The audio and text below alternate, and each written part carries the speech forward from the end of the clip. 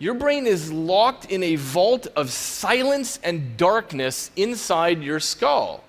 All it ever sees are electrochemical signals that come in along different data cables, and this is all it has to work with, and nothing more. Now, amazingly, the brain is really good at taking in these signals and extracting patterns and assigning meaning, so that it takes this inner cosmos and puts together a story of this, your subjective world. Your brain doesn't know, and it doesn't care where it gets the data from. Whatever information comes in, it just figures out what to do with it. The most modern incarnation is called the brain port, and this is a little electrode grid that sits on your tongue. And the video feed gets turned into these little electrotactile signals, and blind people get so good at using this that they can throw a ball into a basket, or they can navigate complex obstacle courses. They can come to see through their tongue. So in principle, we should be able to understand the human brain as a computer by reverse engineering it and discovering the underlying computational algorithms that govern its function. Animal studies suggest that the brain is 50% connected.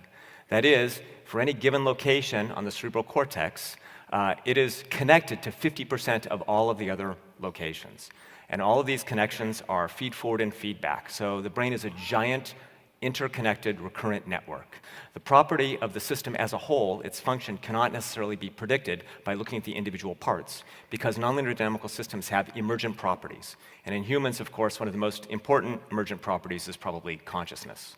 A third of the functional activity in brains is shared across individuals, and about 2/3 reflects individual differences, which are both developmental and experiential differences. And the different colors here reflect different kinds of meaning that are represented in the patterns of brain activity about the information in the stories and movies. All of the red spots on this map represent social information.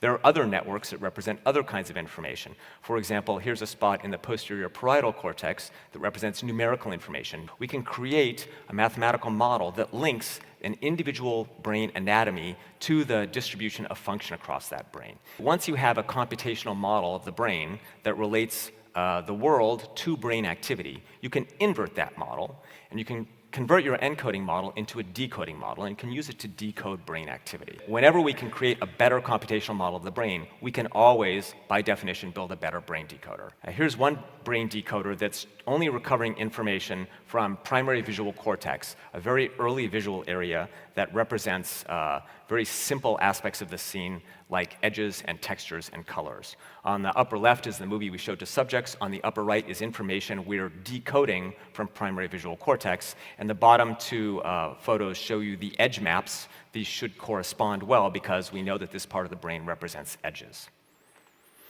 Here's a decoder that is recovering information and decoding it from high-level visual areas. When the scene changes slowly, the decoder does quite a good job of recovering information about the semantic content of the scene. So at some point in the future, we're going to have very cheap, very powerful, portable brain decoding devices. Probably in the lifetimes of young people here, there will be a brain decoding method that is cheap, portable, very powerful, and that will become ubiquitous. Anything that is going on in your head is potentially decodable. All of your inner thoughts, your intentions, desires, your attitudes, in fact, things that haven't even reached conscious awareness yet, are potentially decodable. And all that information will be decoded using future brain decoding technology. When Google and Facebook have access to all of your innermost thoughts, with no filter from your thumbs, right? That's going to be a very strange world, but it is the world we're going to live in very soon. Welcome to the augmented age. In this new era, your natural human capabilities are going to be augmented by computational systems that help you think, robotic systems that help you make, and digital nervous system that connects you to the world far beyond your natural senses. In the case of this aerial drone chassis, all you would need to do is tell it something like it has 4 propellers, you want it to be as lightweight as possible, and you need it to be aerodynamically efficient. And then what the computer does is it explores the entire solution space.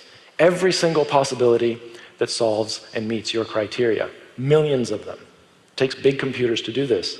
And the computer is coming up with this stuff all by itself. No one ever drew anything, and it started completely from scratch. It's no accident that the drone body looks just like the pelvis of a flying squirrel. It's because the algorithms are designed to work the same way that evolution does. So computers can now generate, they can come up with their own solutions to our well-defined problems. But they're not intuitive. They still have to start from scratch every single time. And that's because they never learn. A couple of weeks ago, DeepMind's Alphago beats the world's best human at Go, which is the most difficult game that we have. In fact, in Go, there are more possible moves than there are atoms in the universe. So in order to win, what Alphago had to do was develop intuition. From pure logic to intuition. You could work with a computer to solve a problem that we've never faced before. That's what I'm talking about, technology amplifying our cognitive abilities so we can imagine and design things that we were simply out of our reach as plain old unaugmented humans. We're working with Amsterdam-based artist Joris Laarman and his team at MX3D to generatively design and robotically print the world's first autonomously manufactured bridge. And robots will start 3D printing in stainless steel, and then they're going to keep printing without human intervention until the bridge is finished. So, as computers are going to augment our ability to imagine and design new stuff, robotic systems are going to help us build and make things that we've never been able to make before. Insane cars that do absolutely insane things. These guys are crazy. Taking a traditional race car chassis and giving it a nervous system. So we instrumented it with dozens of sensors, and then we put a world-class driver behind the wheel, took it out to the desert, and drove the hell out of it for a week. And the car's nervous system captured everything that was happening to the car. We captured 4 billion data points, all of the forces that it was subjected to. So what do you get when you give a design tool a nervous system and you ask it to build you the ultimate car chassis? You get this. This is something that a human could never have designed, except a human did design this. But it was a human that was augmented by a generative design AI, a digital nervous system, and robots that can actually fabricate something like this.